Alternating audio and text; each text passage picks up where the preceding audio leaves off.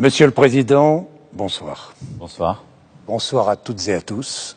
Vous répondez aux invitations de nos rédactions, ici dans le palais de Chaillot, où l'ONU a tenu 2 assemblées générales et adopté la Déclaration universelle des droits de l'homme.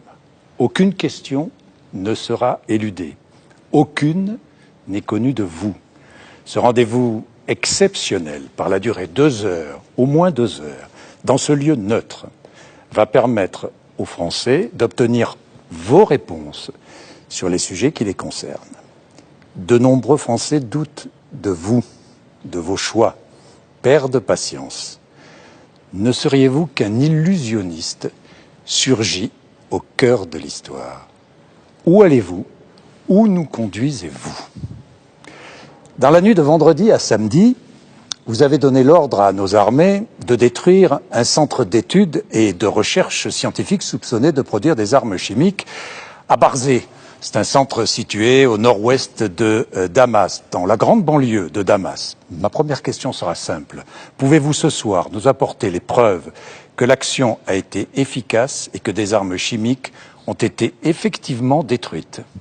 Bonsoir, et bonsoir à tous les deux. Je pense en effet que ces 2 heures que nous allons passer ensemble avec nos concitoyens qui nous regardent, nous écoutent, sont indispensables et font partie de l'exercice de la démocratie. Quant à votre question initiale, peut-être que nos échanges permettront d'en éclairer une partie, et puis l'histoire aussi jugera. Vous venez de poser une question sur les frappes que la France, avec les États-Unis d'Amérique et la Grande-Bretagne, ont conduites dans la nuit de vendredi à samedi. Je veux d'abord ici rendre hommage à nos soldats, nos armées. L'opération, nous avons décidé, a été parfaitement conduite, de manière remarquable, comme très peu d'armées au monde peuvent le faire. Et je veux leur rendre hommage parce que c'est à la fois le professionnalisme de nos militaires, la qualité de notre armée, de nos équipements, puisque ce sont à la fois des moyens maritimes, aériens qui ont été engagés en lien direct avec nos alliés. 3 sites de production et de traitement d'armes chimiques, identifiés depuis plusieurs mois, ont été visés par ces attaques. Un site de manière conjointe avec les forces américaines et britanniques, l'autre traité uniquement par les Américains, le 3e uniquement par les Français. Nous avons réussi l'opération sur le plan militaire, puisque l'intégralité des missiles qui ont été tirés ont atteint leur objectif et ces capacités de production d'armes chimiques ont été détruites.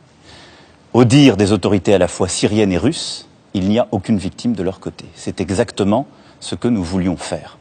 Cette décision, la France l'a prise sur le principe dès dimanche dernier, c'est-à-dire 48 heures après les premières traces, premières identifications d'utilisation d'armes chimiques dans la Ghouta orientale, qui est cette région non loin de Damas, en Syrie. Elle est conforme aux engagements que nous avions pris et à ce que, depuis le mois de mai dernier, je dis de manière constante. Nous avons, en effet, obtenu par nos services et les services de nos alliés des preuves que du chlore, des armes chimiques, avaient été utilisées. Nous avons ensuite obtenu la preuve que ces armes pouvaient être attribuées, l'utilisation du chlore, puisque c'est de cela dont il s'agissait, pouvait être attribuée au régime syrien. C'est ce qui nous a conduit, en lien avec les États-Unis et les Britanniques, à conduire cette intervention dans un cadre très strict et avoir le résultat escompté. Emmanuel Macron, intervenir hors du cadre de l'ONU, ça ne vous pose pas de problème? N'est-ce pas se transformer en gendarme du monde à la place de la communauté internationale et du coup prendre le risque d'accroître les désordres du monde au lieu de les résoudre? Non, c'est intervenir de manière légitime dans le cadre multilatéral, ce que nous avons fait. Mais c'est prendre la place de la communauté internationale. Non, c'est la communauté internationale qui est intervenue et qui, comme vous l'avez vu, l'ont fait de manière extrêmement précise. Mais je vais simplement redonner peut-être le cadre de notre intervention en Syrie et le cadre de cette intervention. En Syrie, nous menons une guerre contre Daesh, c'est-à-dire contre les groupes terroristes islamistes qui ont, je le rappelle, attaqué notre pays, puisque c'est à Raqqa que les attentats de novembre 2015 ont été organisés.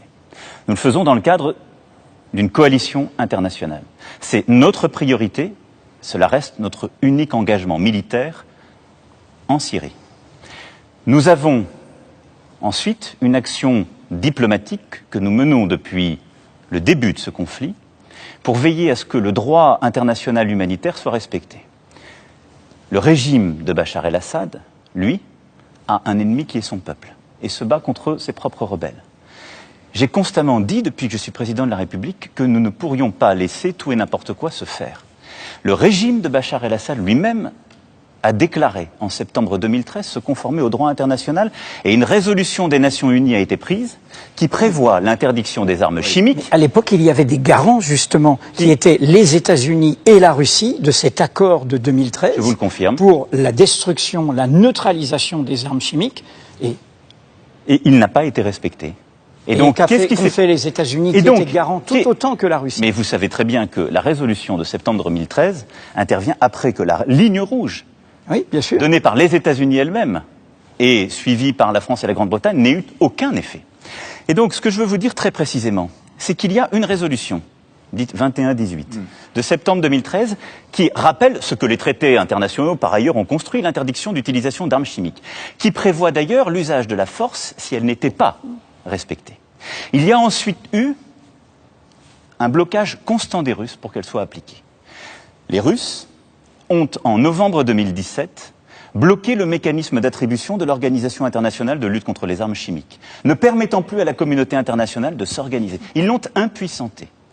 Donc ils sont complices. Bien sûr qu'ils sont Emmanuel complices. Macron. Je l'ai dit, Ils sont j'ai eu complices. Vladimir Poutine le matin. Oui. Ils n'ont pas, Vous l'avez appelé le matin. Ils n'ont pas, eux, utilisé le chlore. matin des frappes. Mais ils ont construit méthodiquement l'incapacité de la communauté internationale, par la voie diplomatique, à empêcher l'utilisation Ils d'armes sont chimiques. donc complices. C'est ce que vous avez dit à Vladimir C'est ce que Poutine. je lui ai dit. Je lui ai dit que par le non-respect de la résolution des Nations Unies, manifeste, nous mettions en situation la communauté internationale de ne plus faire respecter le droit international humanitaire en Syrie. Mais à cela s'ajoute autre chose. La France, par son action diplomatique, a réussi à faire voter une résolution, il y a quelques semaines de cela, qui prévoyait une trêve, là aussi pour des raisons humanitaires, en particulier dans la Ghouta. Nous avons, par ce biais, un peu amélioré les choses. Pas suffisamment, et les ONG nous l'ont suffisamment reproché. On a permis que quelques heures par jour, il y ait des cessez-le-feu et des accès humanitaires. La Russie, qui avait signé cette résolution, n'a pas respecté celle-ci, puisque le jour même de l'utilisation du chlore et la veille, leurs avions ont continué à survoler la zone. Ce que je veux vous faire comprendre, c'est que nous avons la pleine légitimité internationale pour intervenir dans ce cadre, parce que si nous voulons que la communauté internationale soit respectée, en dernier ressort, vous avez 3 membres permanents du Conseil de sécurité qui sont intervenus. Et nous sommes intervenus dans un cadre très précis, et je veux le dire à nos concitoyens. 1, dans le cadre strict, justement, de cette légitimité internationale. 2, sans déclarer la guerre au régime de Bachar el-Assad. Nous avons frappé de manière extrêmement précise des sites d'utilisation d'armes chimiques, contraires à tout le droit international, en particulier leur utilisation conformément à nos engagements. Et 3, nous n'avons eu aucun dommage collatéraux à l'égard des Russes. Maintenant, tout cela s'inscrit dans quel cadre ?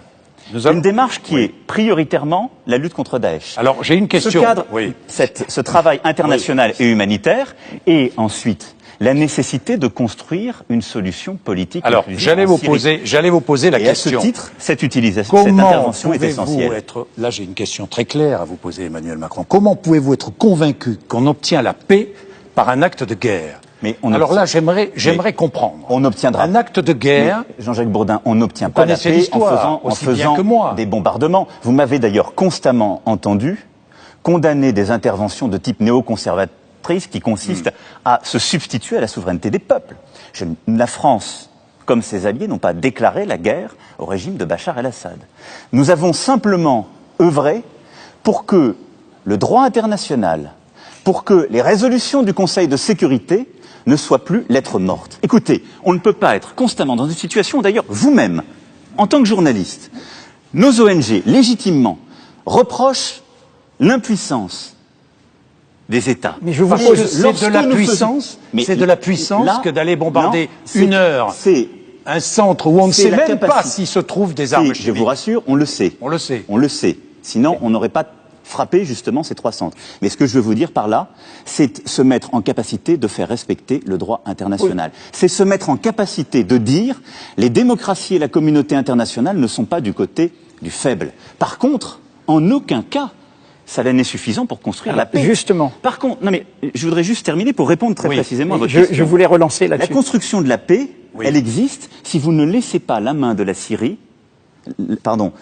dans la main d'un seul pouvoir, celui de Bachar el-Assad, dont l'obsession aujourd'hui est de détruire une partie de son peuple. Donc vous préparez le départ de Bachar el-Assad. Nous préparons aujourd'hui une solution politique dans la durée, mais ce que je dis depuis le premier jour, dont la finalité est de construire ce qu'on appelle une solution politique inclusive, c'est-à-dire de permettre une transition qui, dans un cadre à la fois constitutionnel, comme les Russes l'ont eux-mêmes proposé. Et nous avons sur ce point une vraie convergence avec Vladimir Poutine. Donc pour chercher cette solution durable, il y a un interlocuteur avec lequel il faut discuter, parce c'est eux qui ont sauvé ce régime.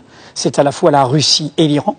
Oui. Parce qu'il y a un absent dans votre discours depuis le début. Le peuple syrien, ça fait 7 ans que son martyre dure. 350 000 morts, un tiers de la population qui est déplacée, exilée. C'est ce régime qui a fait le martyre de son peuple. Alors comment vous faites? Comment vous faites?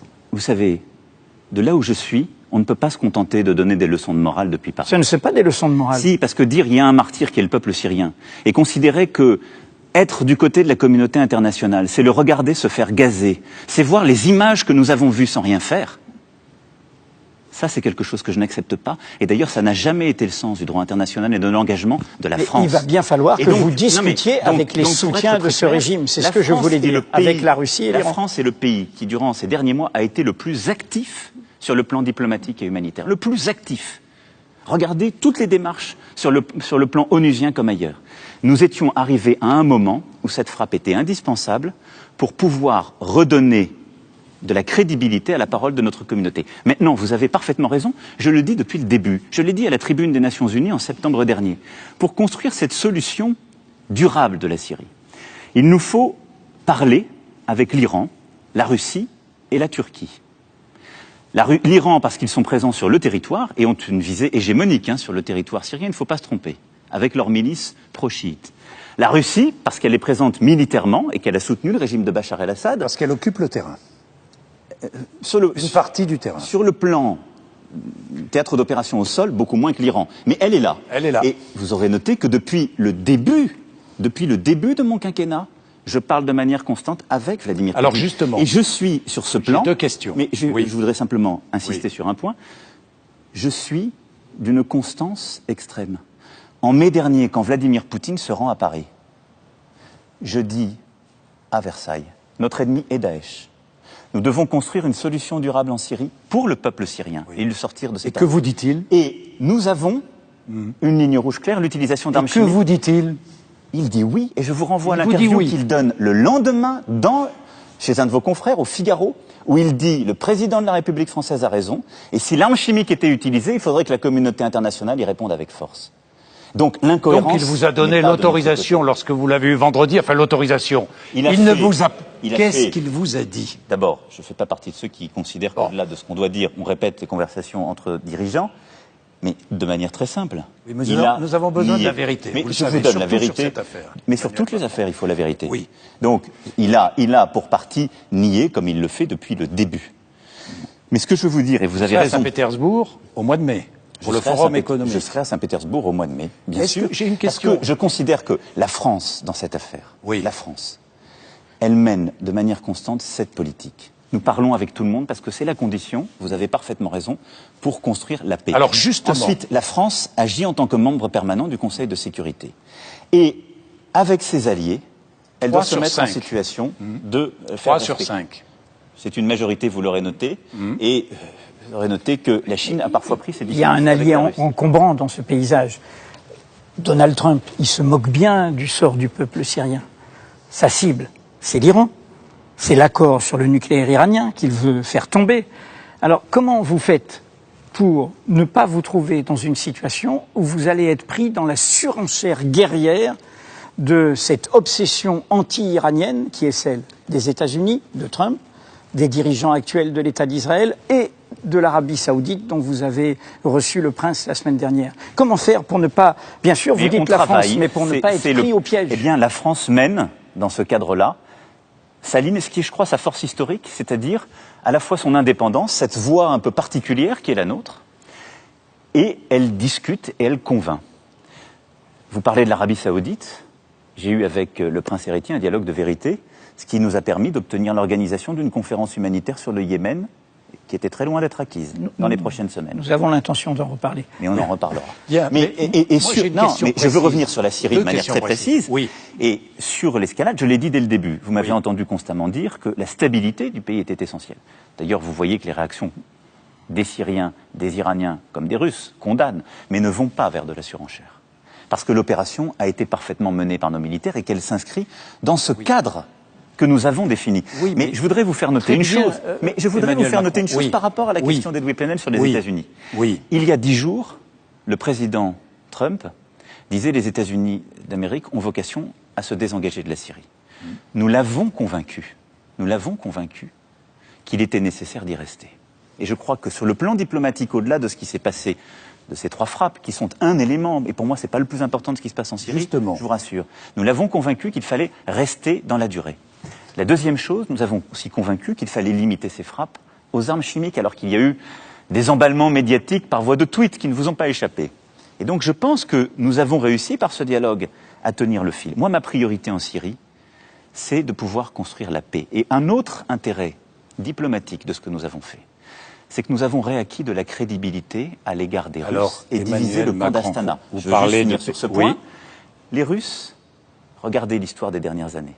Lorsque vous définissez des lignes rouges, qu'ils viennent les tester, et que rien n'est fait pour les faire respecter, leur discours est clair et leur propagande l'est tout autant. Ils disent, ces gens de la communauté internationale, ils sont bien gentils, ce sont des faibles. Moi, j'avance, je vous protège. J'enfreins toutes les règles, mais j'avance. Il a compris que ça n'était plus le cas. Alors il est temps. Et ensuite, par ces frappes et cette intervention, nous avons séparé, sur ce sujet, les Russes des Turcs. Vous avez séparé les Russes des Turcs. Les Turcs ont condamné les frappes chimiques et ont soutenu l'opération que nous avons conduite. Bien, mais vous ne nous parlez pas trop de paix, d'initiative que vous allez prendre. Moi, j'aimerais savoir si vous préparez un sommet international. Imaginons autour de la table, imaginons Vladimir Poutine, Donald Trump, le président Erdogan, autour de la table, avec Theresa May et vous.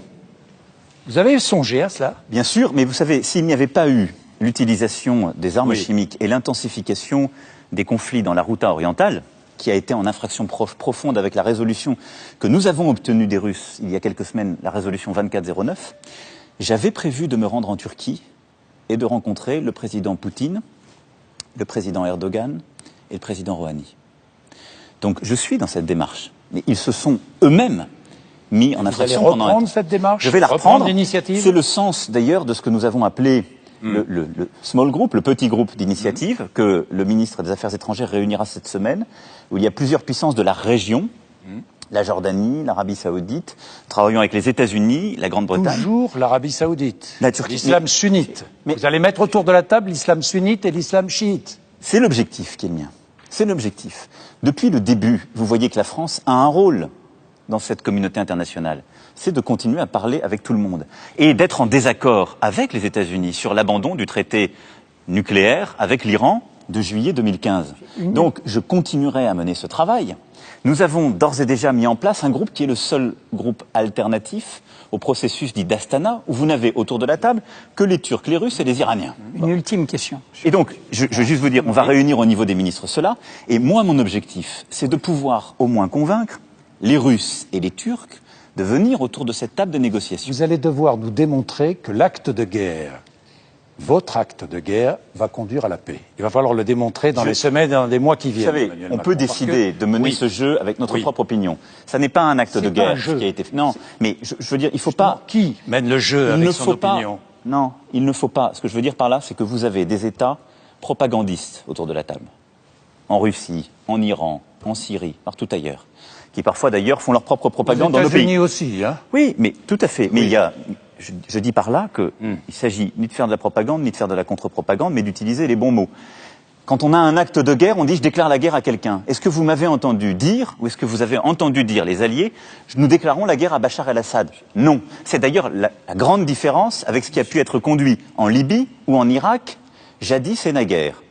C'est un acte de représailles, légitime dans le cadre international, parce qu'il y a eu des comportements réitérés et prouvés en infraction avec le droit international. C'est donc des représailles et pas un acte de guerre. On va passer à la France. Mais la priorité, pour être très clair par rapport à vos questions, c'est de construire la paix dans la durée. Avec une Ça ne résolution. se fera que si nous enclenchons ce processus politique inclusif. Parce que vous parliez du peuple syrien, il y a le peuple syrien qui continue à être martyrisé, il y a le peuple syrien qui vit exilé en Turquie, en Jordanie, au Liban, et aussi en Europe comme aux États-Unis. Et donc celui-ci doit pouvoir s'exprimer dans le cadre d'un processus. Juste, je voudrais une question qui fera transition avec ce que va poser Jean-Jacques par rapport à un retour à la situation française, puisque la Syrie s'est invitée dans ce débat.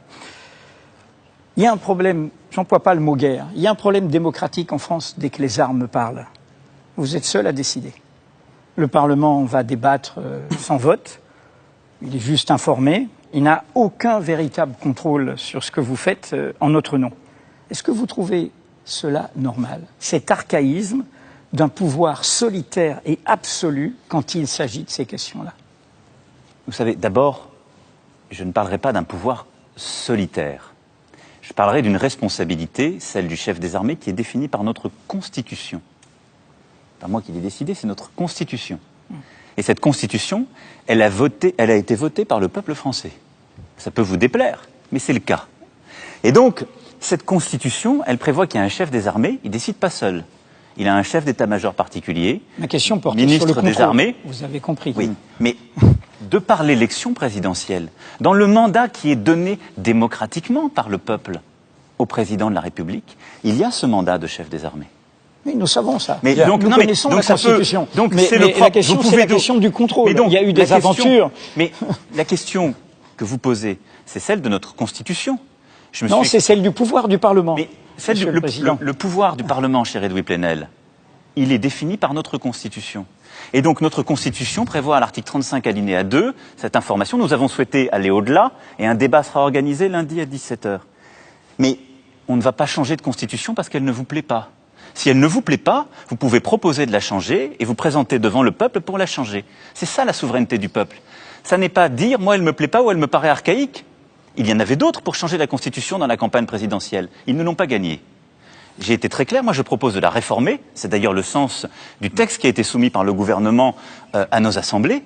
Mais sur ce point, c'est la Constitution française, votée par référendum par le peuple français, qui décide que le chef des armées, c'est le chef d'État, le président de la République. Et au moment où il vote... Ma question. Mais si c'était votre question, c'était votre question. Et donc on peut décider qu'on change les règles de la Constitution parce qu'elles ne nous plaisent pas. C'est tout à fait légitime. Mais ça doit s'inscrire dans un débat démocratique. Et ce qui est archaïque ou non démocratique, c'est de prétendre changer la Constitution hors des voies qui conviennent.